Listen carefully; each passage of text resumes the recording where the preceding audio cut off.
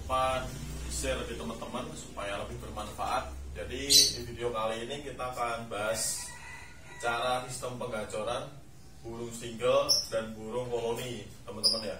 Jadi sama-sama paut.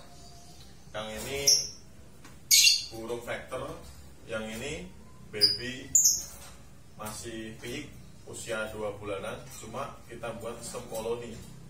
Jadi gimana caranya penggacorannya?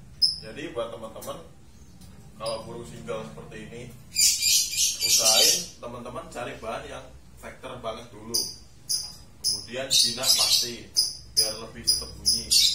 Kemudian teman-teman kalau bisa cari di kesannya terah.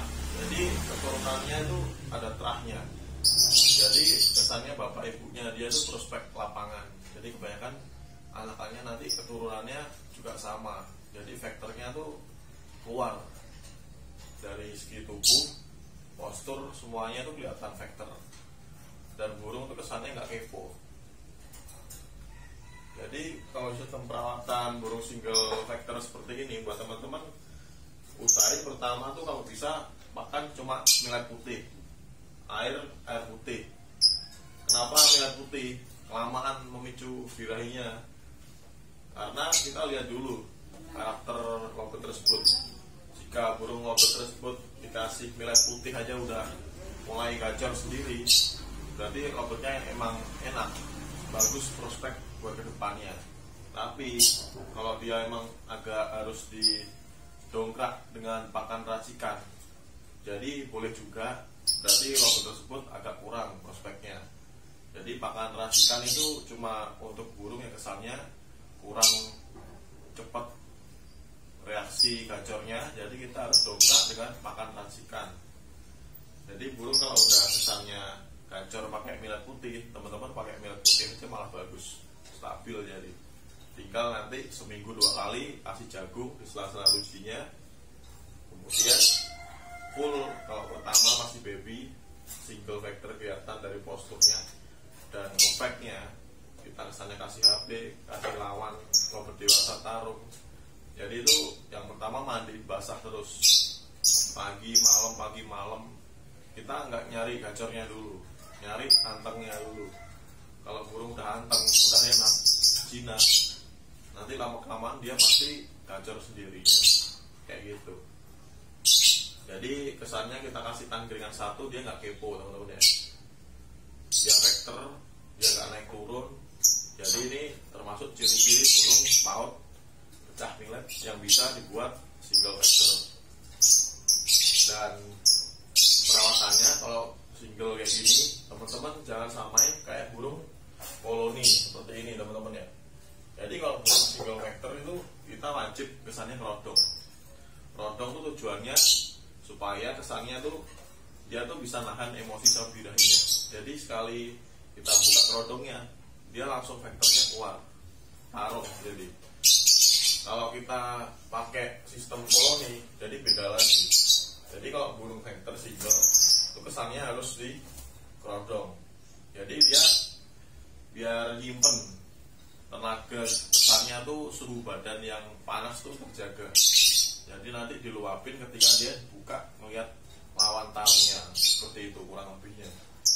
Jadi seperti itu perawatannya buat single baby vector. Kemudian di sistem koloni, kalau sistem koloni seperti ini lebih beda lagi, teman-teman ya, lebih simpel. Jadi kesannya sebetulnya sama-sama simpel, tergantung yang merawatnya. Kalau sistem seperti ini, kebanyakan kita carinya yang enak itu satu pen, jadi satu tetesan dari satu indukan.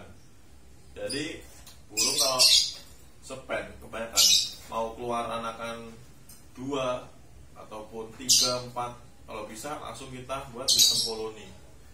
Kenapa sistem koloni? Karena tuh zaman sekarang kalau cuma main single ataupun cuma sepasang itu biasanya kurang. Kerja di lapangan, cuma poinnya tetap kalah sama koloni kayak gini. Ini sistemnya 3. Yang bagus biasanya ganjil, jadi bisa 3, bisa 5, itu malah bagus. Jadi kesannya dia seolah-olah tuh kalau bosen selagi bosan sama pasangannya, kesannya dia bisa pindah di yang nggak punya pasangan. Jadi seperti itu. Jadi kalau sistem koloni seperti ini, gimana rawatnya? Sama seperti yang single tadi. Pertama, buat teman-teman kalau bisa pakai millet putih aja dulu, antengin dia, mandi terus. Kenapa?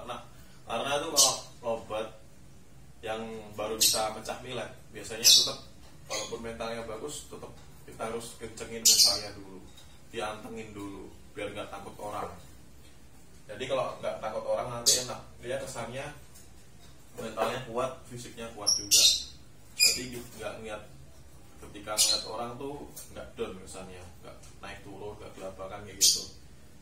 Buat minum semuanya tetap air putih, nggak ada doping-dopingan. Jadi kalau sistem seperti ini, teman-teman nanti harian tuh dari pagi mandi, terus jemur, angin-angin, langsung dimasukin dalam rumah. Jadi anti kerodong. Tujuannya kenapa? Sistem penggacorannya biar lebih cepat.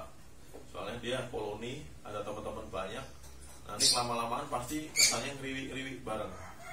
Kalau udah ngeriwik-ngeriwik bareng kayak gitu, lama-lama kelamaan sistemnya kita cabut pisah gitu. Lihat yang kelihatan enak yang mana. Nanti jadi dari 3 seperti ini biasanya poinnya berbeda-beda.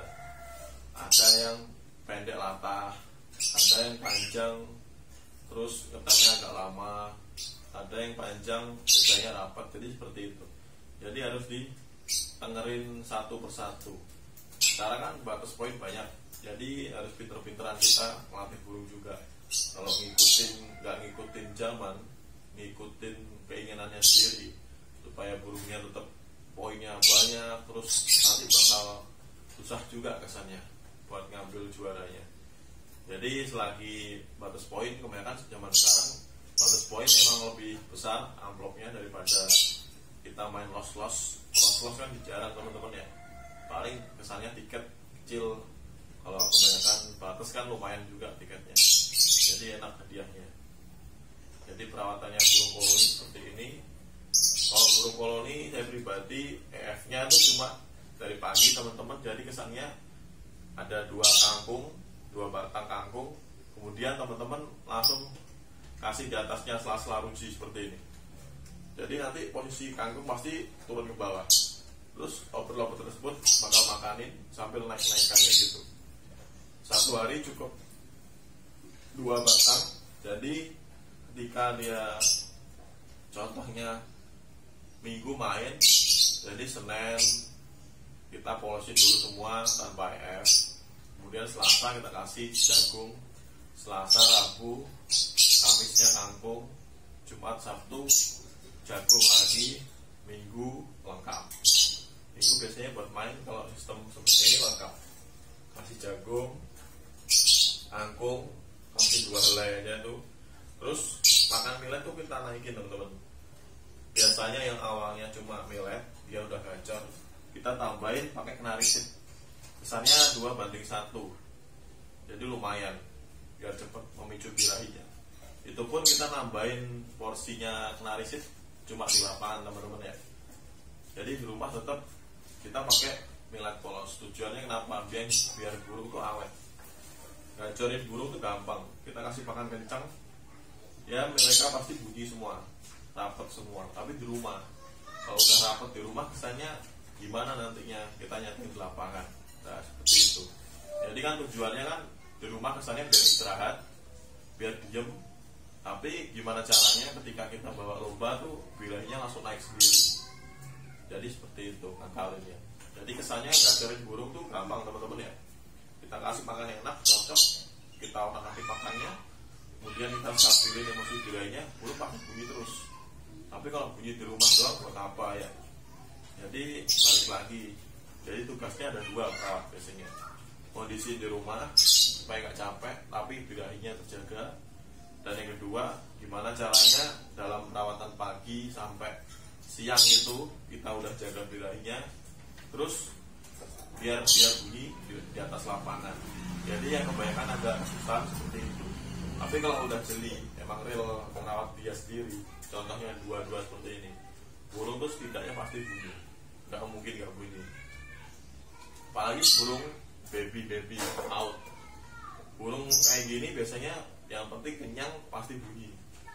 Beda lagi kayak obat dewasa, walaupun kondisi udah kita siapin di rumah, tapi ketika kita nyetingnya di atas ketinggian, pasti yang ngaco juga kerjanya, naik turun pasti. Walaupun biasanya bunyi, tapi nggak maksimal. Tapi kalau obat baby seperti ini biasanya dia memang cenderung kenyang dulu, baru powerful, kencang. Ini baru paling 2 bulan teman-teman ya, baru bisa nilai. Nanti sekiranya udah jadi, kita jual-jual juga. Buat teman-teman yang mau nyari-nyari baby, nanti bisa kontak di kolom komentar di bawah ini. Jadi rawatannya sedikit tips dari saya seperti itu. Buat sistem koloni seperti ini kalau bisa no kordom, jadi tanpa kordom biar cepat. Kalau burung single seperti ini, kalau bisa tetap pakai kordom kayak gitu teman-teman ya. Jadi istilahnya tuh perbedaannya dari burung single ke burung koloni. Jadi itu kebanyakan kita coba dulu. Contohnya burung single, walaupun dia vector, nggak bisa kita paksain buat ikut vector juga. Kenapa? Karena kesannya dia tuh vector tapi sendiri. Nah itu lebih baik buat teman-teman tuh kesannya main koloni aja, dia cari pasangan langsung. Jadi burung vector tuh tipikalnya ada banyak. Burung vector real emang vector di sangkarnya kita track di bawah vector, cuma ketika di atas tuh nggak mau taruh. Nah burung sistem kayak itu tuh biasanya teman-teman mending kasih dia pasangan, kalau nggak dibuat sistem koloni seperti ini. Jadi nanti dia kesannya sistem kangen, nyariin teman-temannya, jadi nanti bisa bunyi sendiri di atas. Dan kalau yang vector real, walaupun dia kesannya narik 1 kali 2 kali, kita setting harian, kita setting di lapangan, ketika kita naikin di atas, dia pasti taruh bunyi. Itu baru bisa dibuat single vector. Kalau nggak bisa, cuma kesannya vector di bawah, di atas naik turun nggak jelas, itu mending di sistem koloni bisa. Jadi nanti dia kesannya biar sistemnya kangen sama teman-temannya, kita pisah. Jadi ketika kita pisah tuh kayak burung konslet, kesannya nyariin pasangannya. Jadi seperti itu. Jadi sedikit tips seperti itu buat teman-teman. Jadi semua burung vector belum tentu bisa dibuat single. Jadi lebih baik kalau teman-teman mau cari aman, gak pusing, dibuat seperti ini teman-teman ya.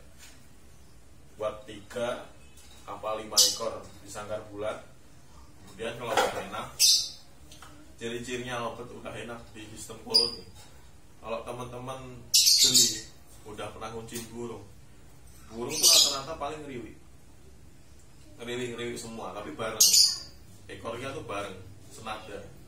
Nah itu kebanyakan burung udah pasti enak di lapangan.